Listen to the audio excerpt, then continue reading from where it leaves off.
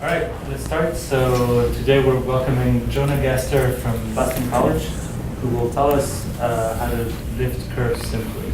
Yes, thanks for having me. So I'm going to tell you about some quantitative questions about lifting curves.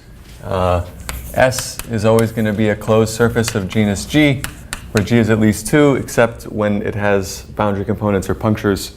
Almost everything I say goes through in that setting as well. So the theorem of Scott to start this off is if gamma is a closed curve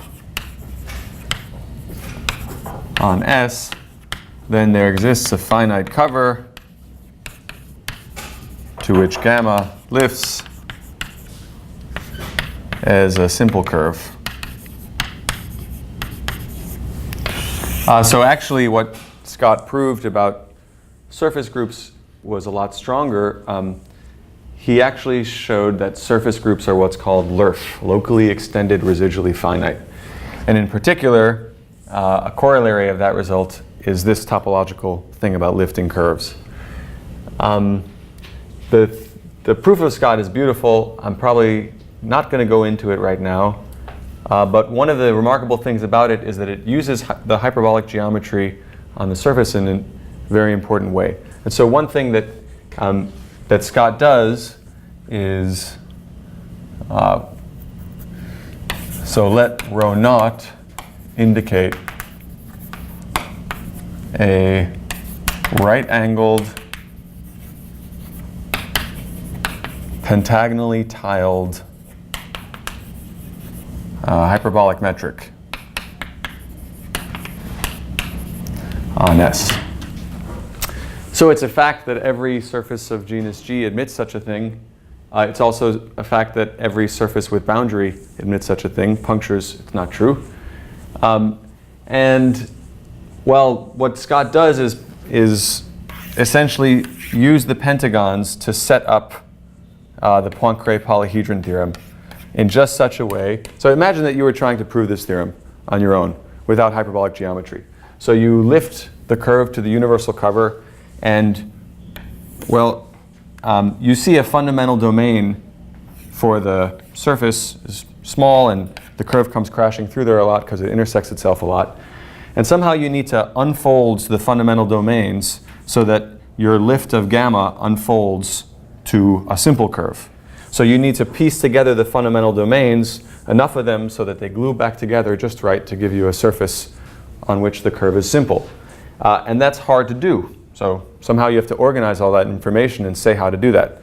And what Scott does is organize everything by imposing this right-angled pentagonally tiled structure on the surface and uses it to say how to do this explicitly. Right. So Scott's theorem suggests a natural quantitative measure of the complexity of a curve, which I'll call the degree. So namely, it's the minimal such degree. So what's the minimum degree you need to lift the curve to a simple one? Okay, so Scott was into more general things about surface groups, so he didn't get at such quantitative questions. So if I hand you a curve, it would be reasonable to ask, what is the degree of this curve? And that seems like a kind of subtle thing to try to determine about the curve. So Priyam Patel redid Scott's theorem carefully. And what she showed was that, well, the degree of a curve is at most some constant, I think 17 suffices, times the length of the curve on this special right-angled pentagonally tiled metric. So another notion of the complexity of a curve is its length. And Priyam Patel says that as long as you know a bound on its length in this special structure, then you can bound its degree. Okay. So let me introduce a couple of functions that package this degree information together. So the point is that closed curves on a surface are indexed in a natural way by their self-intersection number. So let's let fs of n indicate the maximum degree of a curve whose self-intersection number is at most n. Right, so this is sort of saying among all curves of complexity bounded in this sense, of not having too many intersections, what's the worst degree you might need? Another way of organizing curves according to their complexity is via Patel's point of view, which is length. So for a hyperbolic metric rho, you could also ask, for the same idea, what's the worst possible degree you might need if you only look at curves whose length at rho is at most L? So one way of interpreting Priam-Patel's result is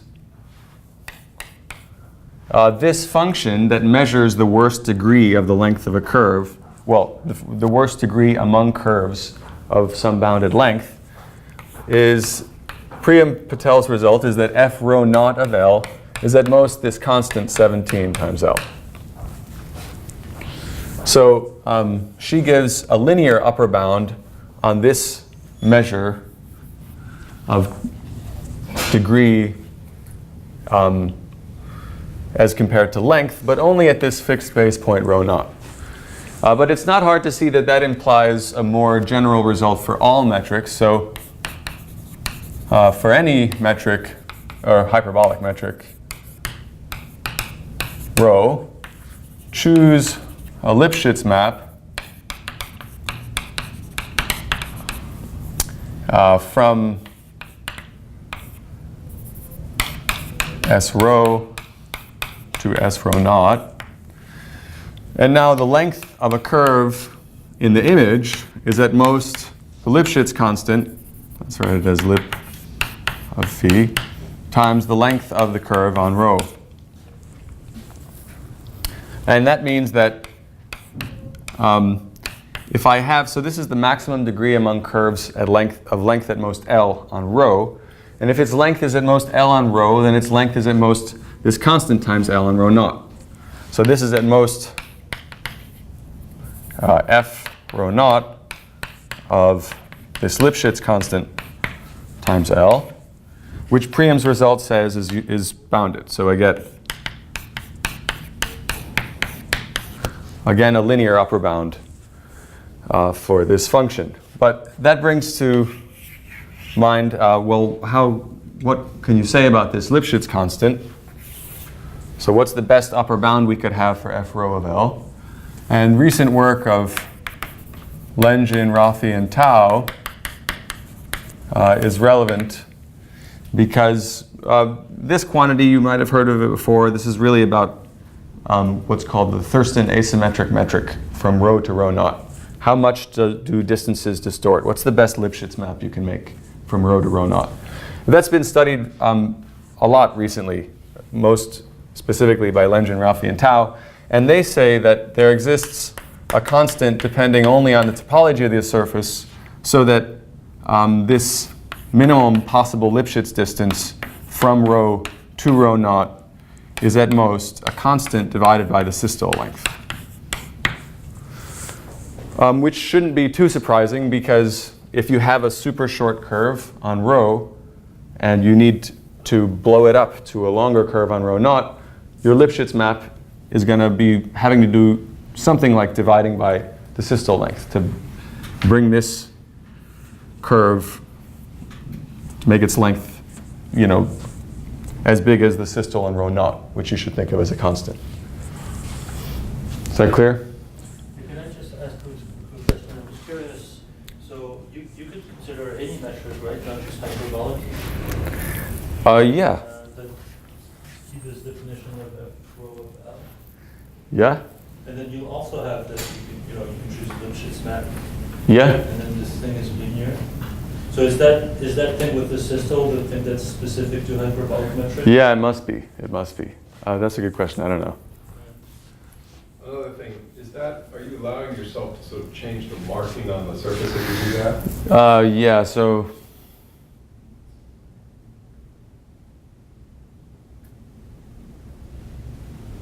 yeah, I think that you don't care about markings. I mean, the thing is, this is over all curves of length at most L. You change markings, you change the names of the curves, but the length spectrum of the curves doesn't change. Okay, so that's a fair question, and I'm obscuring all the marking stuff. Okay. I don't think it matters.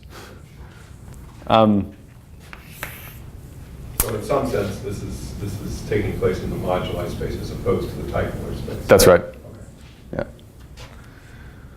Okay, so, so all I'm saying is that this actually implies that our upper bound for a general hyperbolic metric rho is at most constant over the systole length. This is a topological constant times L. So that's even better than this.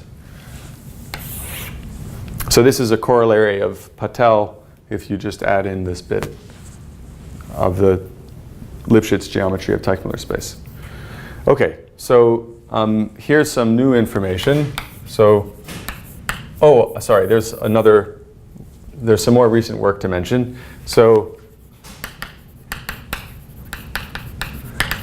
okay, so all of this is about upper bounds for f rho of L.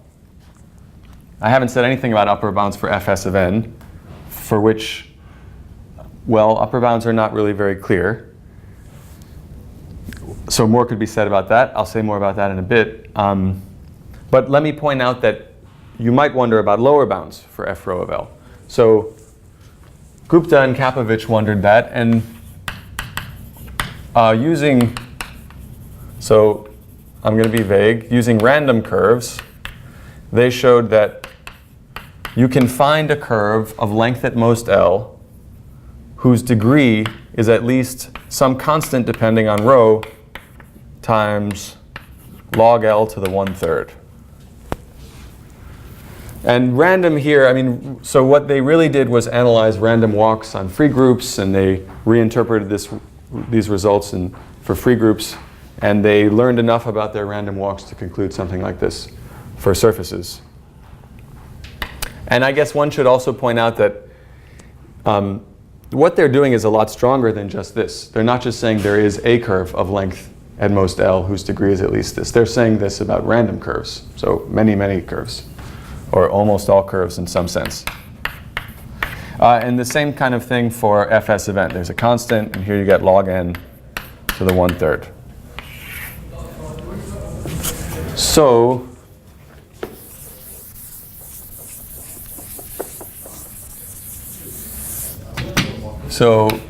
here are some improvements for their lower bounds. So the first one is fs of n is always at least n plus 1. The second one is if your metric has no punctures, then for every epsilon, there exists an L naught depending on your metric and epsilon, so that f rho of L is at least L over the systole plus epsilon. So that's pleasant because it matches the upper bound. So in other words, a corollary is lim sup. So again, this is if rho has no punctures. Then the growth as L goes to infinity of f rho of L over L, is bounded below by 1 over the systole and above by some topological constant over the systole. So that makes one feel like you understand the growth of the function pretty well. So, just for an easier situation, you could ask the same question like in the free groups. For example, if you give yourself a rose and give yourself a random inverse curve, and you could ask, And there it's easy, isn't it? Because it's essentially, the answer is,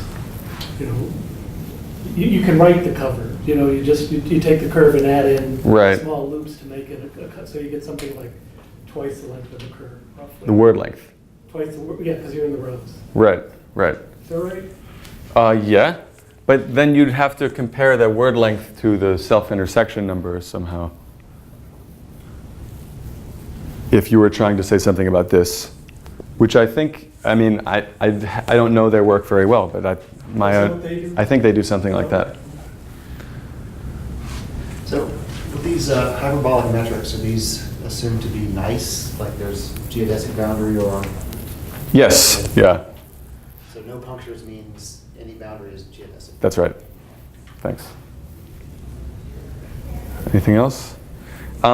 So something to notice about this is as you develop a puncture, this is becoming nonsense. You don't really see what's happening to f rho of L over L. And in fact, that's sensible because of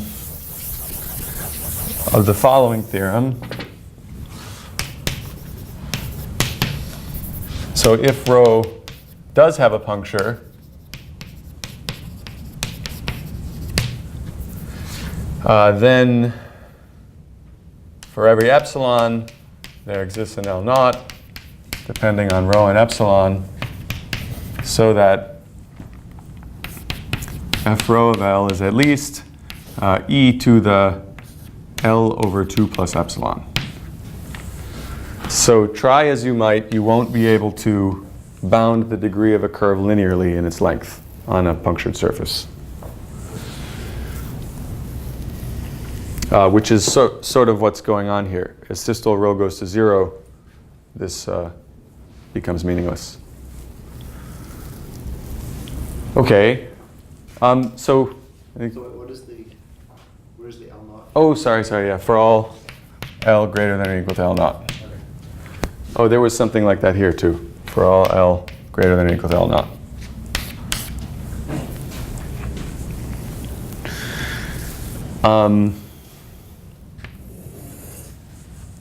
Okay, and so the truth is that these theorems are all easy, and they're easy as long as you just say anything about why would it be hard to lift a curve.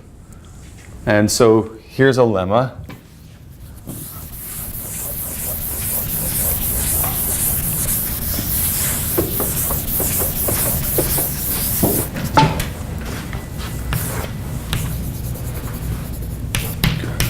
So suppose gamma has a minimal position realization in which, so I'm just going to draw a picture of what I mean instead of describing it in words. There's an annulus on the surface so that the curve comes into the annulus, winds around n times, and goes back out the same way it came. So here's the curve, here's an annulus, A. Then the degree of the curve, if you're going to unwind it to a simple curve and a cover, you need at least n plus 1 sheets.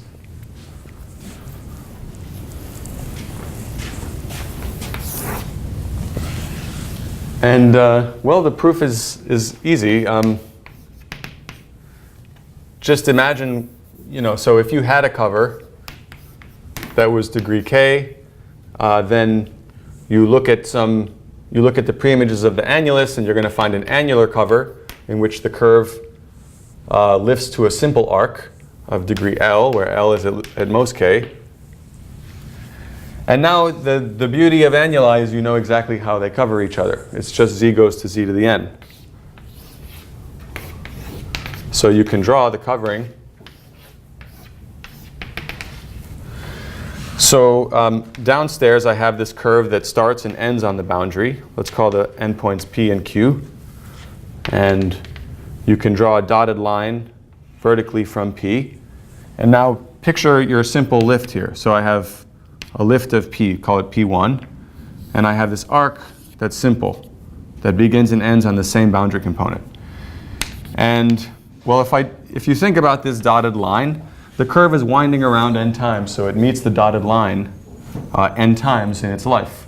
So that means that as I walk through the curve, I have to see P2 here, and I see all these dotted lines, and I have to see exactly, well, I have to see n of them plus this one, so I have to see Pn plus 1 here. Okay, but that's it. That means that, so this implies that the degree had to have been at least n plus 1.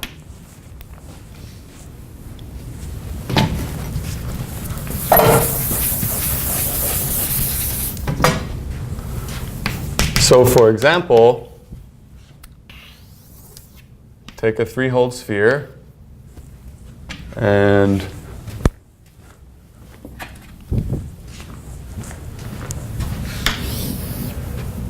let's take A and B.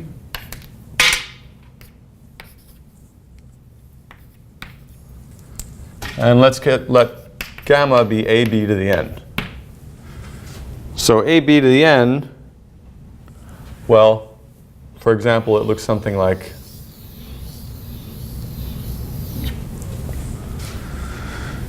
so you can draw an annulus around B. Well, you have to check this as minimal position. You can draw an annulus around B in which you see exactly this setup. So the lemma implies that the degree of gamma is at least n plus 1. But the self-intersection number, it's also easy to see, it's n. So this implies theorem 1. Because you can find a 3-hole sphere in any surface of negative Euler characteristic, so you can put this curve in there, and the same thing is true. Okay, so for theorems 2 and 3, well, you do the same thing, you just have to be a little more careful with measuring the length.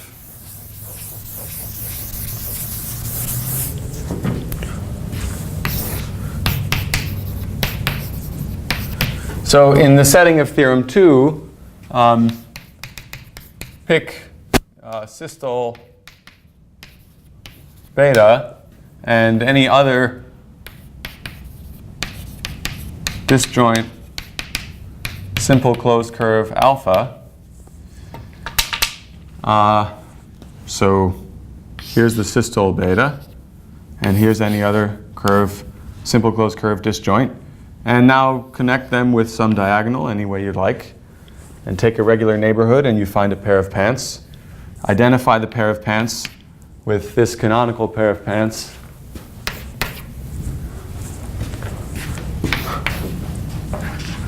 And that defines an immersion, well, an embedding of the curve gamma. Maybe I should call it gamma n.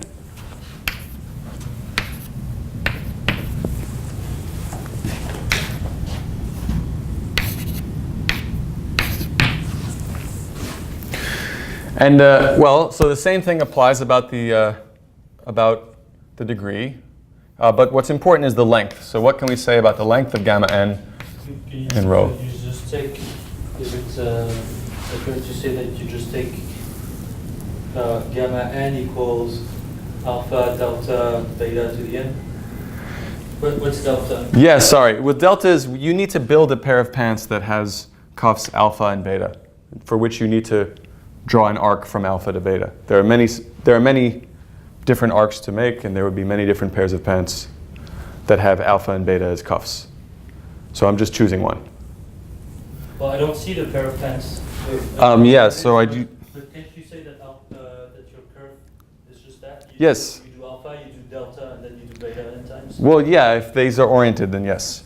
I mean, okay, so I've suppressed orientation. I mean, I'm going to pick an identification with P so that alpha and beta are identified with A and B.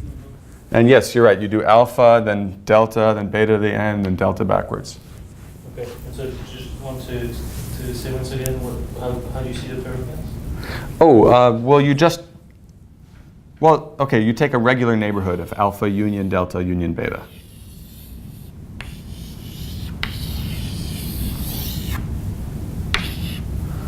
There's your pair of pants. Oh, okay. Yeah, it doesn't look like a pair of pants.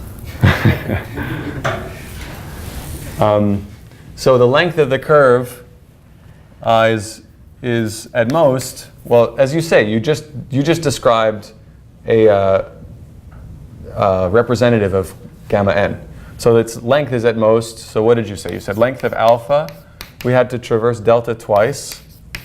This is in rho. Plus n times around beta. And the length of beta is the systole. So all we care about is the order of growth. And the point is that when n is huge, this is roughly just n times the length of the systole. So you should just think of all this as a constant. And so that's it. So for any L, pick n roughly L over the systole. And now the length of gamma n on rho is at most L, and its degree is at least n plus 1. And this implies that f rho of L is at least up to a constant, which is where the epsilon comes in, L over the systole.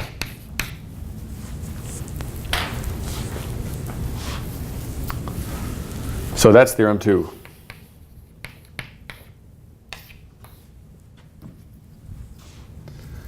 And finally, so why is this different when there are punctures? Well, the point is when there are punctures, the curve can cheat by going very far out a puncture and doing its winding in much shorter time than you would have to do when you wind around the systole. So with punctures, well, you do the exact same thing. You just make sure that beta is the curve that is homotopic into the puncture. So here's alpha. And here's beta. And you do the same thing. Gamma n is AB to the n. But now when you measure the length of gamma n, you can be more judicious. So when you lift to the universal cover in your hyperbolic structure, you can insist that the holonomy around beta is z goes to z plus 1. And you can insist, so remember there's some curve here. There's gamma to the n, gamma sub n. And you can insist that some base point on alpha is at I. And now in order to do beta to the n, we need to go to n plus I. So, okay, so you could compute the length of a geodesic that does that. Or here's something easy to say, which is asymptotically correct. You could just go high enough so that it's going to do all of this going over with length 1, and then come back down. And in order to do that, you just need to go high enough. Well, you need to go over n here, so you need to go up to ni. And if you go over at height n, this will be length 1. So the length of the curve with this chosen representative is at most, well, again, there's a constant coming from the length of alpha, but this arc for beta has length roughly 2 log n. And the log is why you see the exponential growth for f rho. Any questions about that? So that's theorem 3.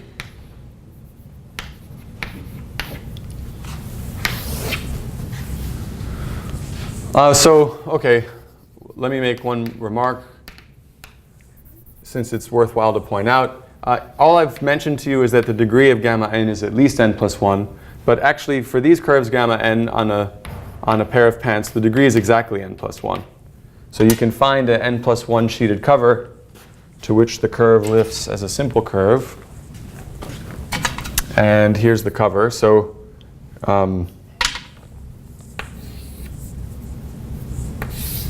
here's the rose with 2 petals.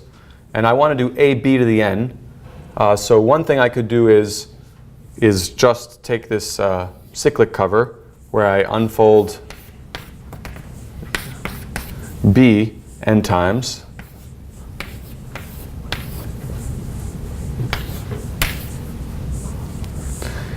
And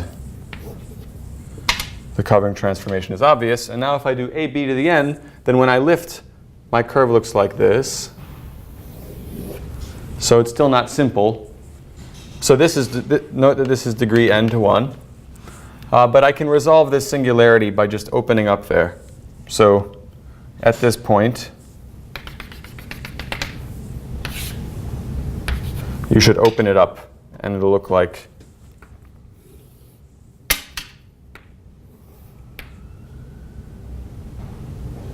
oops.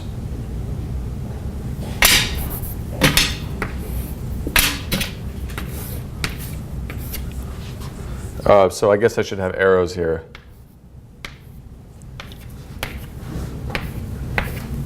And then I'll have arrows like so, and arrows like so.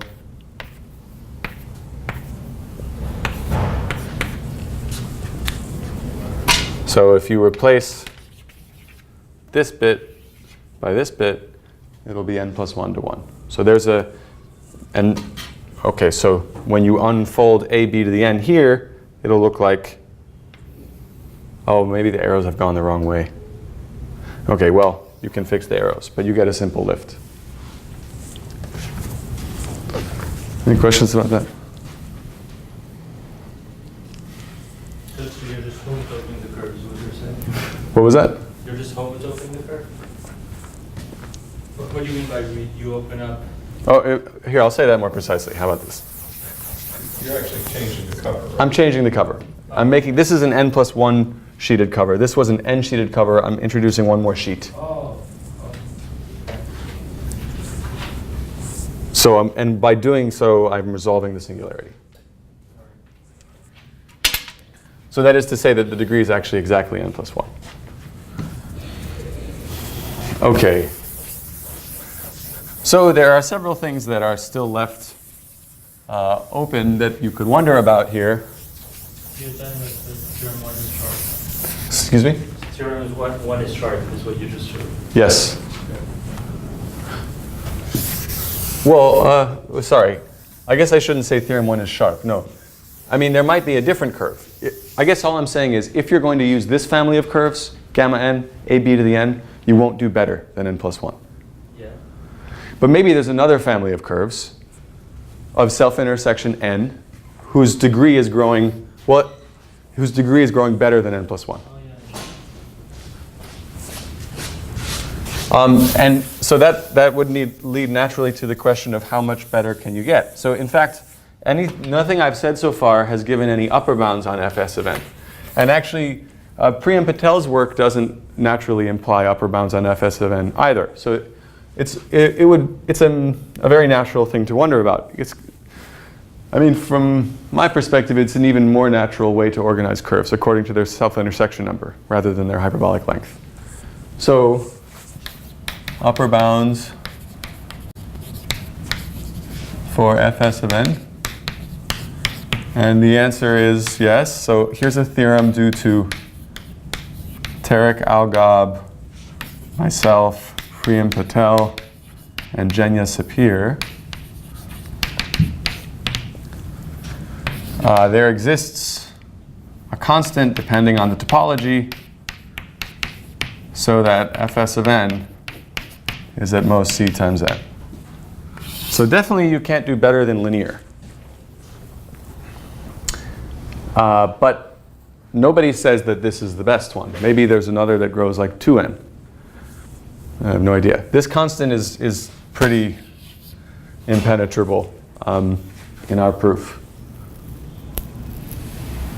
And I wouldn't want to try to make it explicit how it depends on the topology. But I think that this theorem, the way we prove it is, I like it very much because really what we use the hyperbolic geometry again. We're still working through Patel's theorem. And what we prove about curves is the following theorem. For any gamma of self-intersection k, there exists a hyperbolic metric rho on S so that firstly the length of the curve is at most constant times root k. And so there exists a hyperbolic metric and a constant depending on the topology. And furthermore, the systole of rho is at least 1 over root k. So there exist surfaces.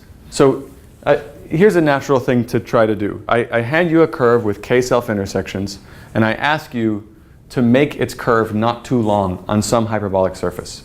Find me a hyperbolic surface so that my favorite curve is not too long. And the not too long should depend somehow on the self-intersection number. So that's what we do. And furthermore, we can do that so that the curves stay this much thick. They're not developing too short cylinders. You're not cheating. You're not cheating too much.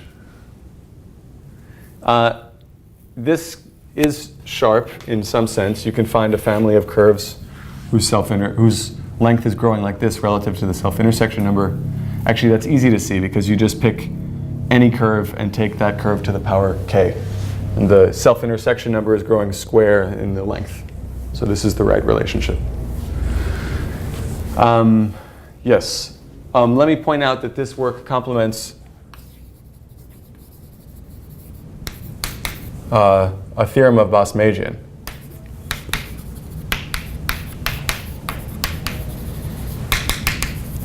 So Bosmajian showed that for any hyperbolic metric, the length of the curve gamma has to be at least, and again, there's constants which are either 2 or a half, I can't remember, but it's basically log k. So if a curve has k self-intersections, you can't possibly make it shorter than log k on any hyperbolic surface. And this theorem is saying a complement. So it's true that you can't make it shorter than that, but you can make it this short. So now it's not, so why does this theorem imply this theorem? Well, this is the same argument again. So maybe I'll put it down here. It's one line again. So the proof is choose rho from that theorem as over there, as above, or below, or whatever. Then the length of your curve gamma on rho naught, again, is at most 1 over the systole of rho times a constant times the length of the curve on rho, which you get from the theorem, which is another constant times root k. I'm using n's, n times root n. But the systole, you know, is at least 1 over root n, so this is at most a constant times n. And now Priyam Patel's result applies. So the thickness result is very important in proving this theorem. It's very convenient. They work out the same way. Could you Just have, about this. could you have played with the two inequalities there? I mean, did you optimize how to play with those two inequalities there in this proof? See what I'm saying? Oh, in this proof? Yes. Well, okay, so you can't do better than this if you're talking about a generic curve, because you can build a family of curves whose length grows like that. I see. And well, now I have to think about the order of inequalities. I wonder if that says that you can't do better than this either.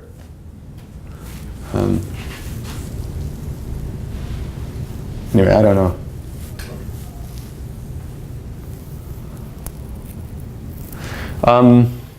Yes, so this theorem, I like the proof. I'm confused about the second statement. Yeah. Yeah, Because that doesn't involve the curve. that's true, it doesn't. It just involves the self-intersection So number. is the point that it has to be the same row as the row for the first? This is the same row. There exists a hyperbolic metric row satisfying these two things. First of all, the length of the curve is not too long, and second of all, the metric stays thick.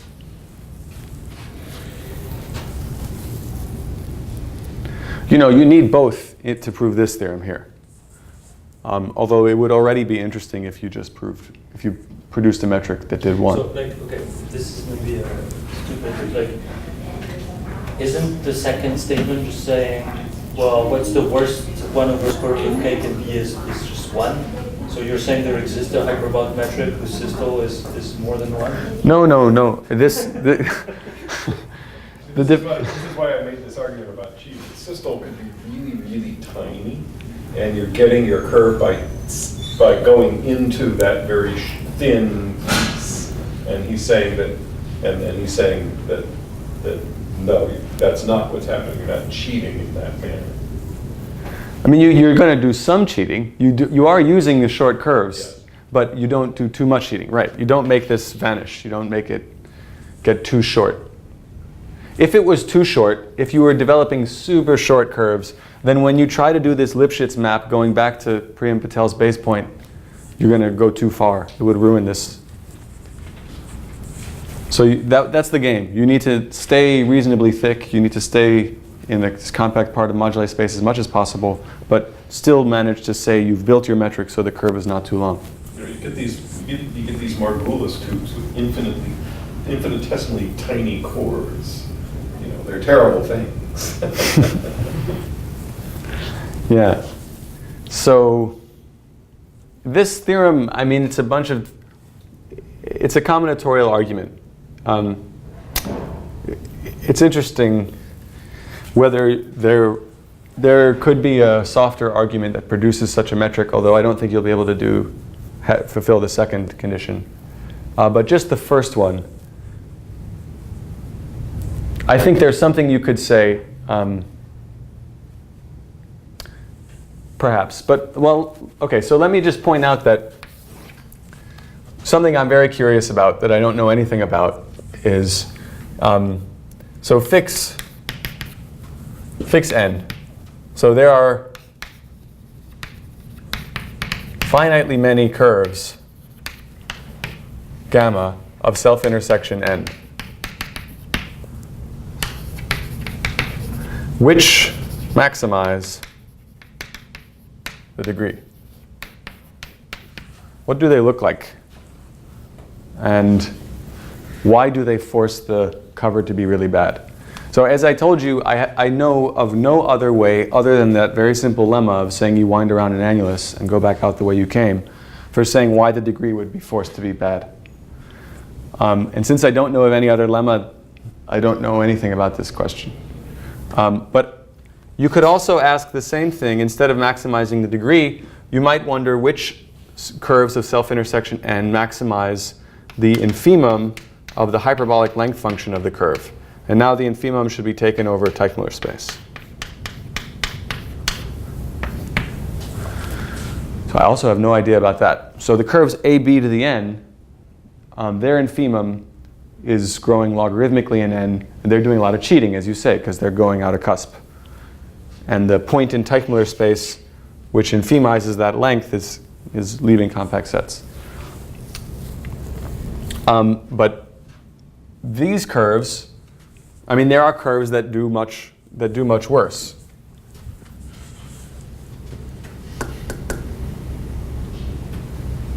Oh, I'm sorry, I haven't said anything about that. Yeah. So I claim there are curves that do much worse. So this is a separate question that this theorem says nothing about. So can you produce curves of self-intersection n so that the infimum of the length function is growing worse than log n? Or can you estimate it somehow? Can you see why it would be worse than logarithmic in n? And there are some things to say about that, which I haven't gone into at all today, which I won't go into. But this theorem is saying whatever you do, this infimum of the length function can't be bigger than square root the intersection number. Yeah, actually, I meant to ask in the definition of f(s) of n is the intersection number. Mm-hmm. Do you know that it would be the same to have self-intersection equal to n? No, I don't. It seems like it should, but I have no idea.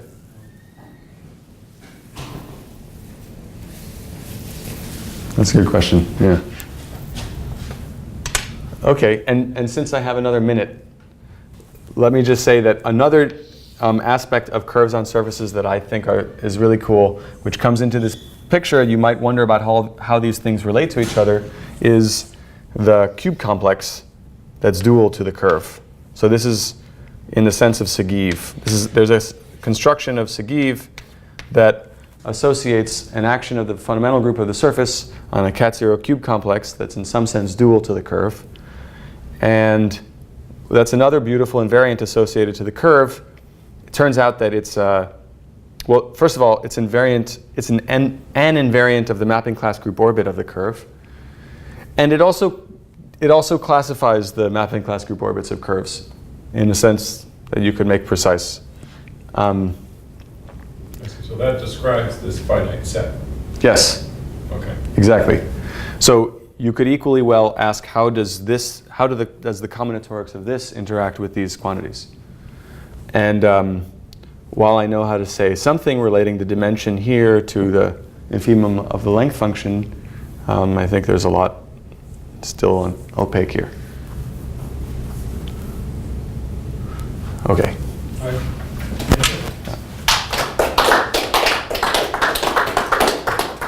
there any other questions for Jonah?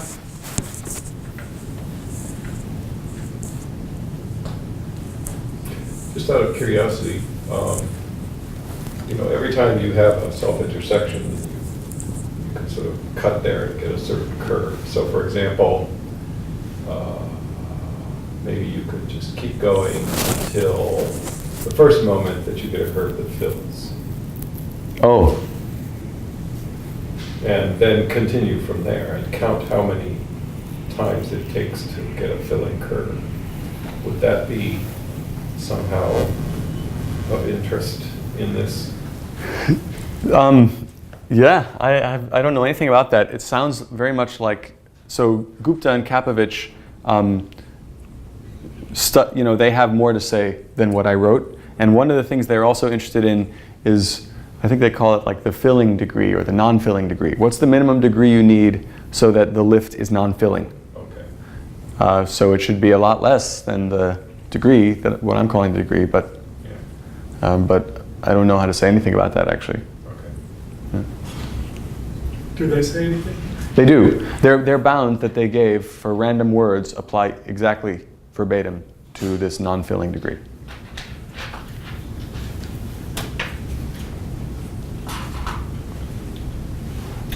Okay, well, let's thank Jonah again.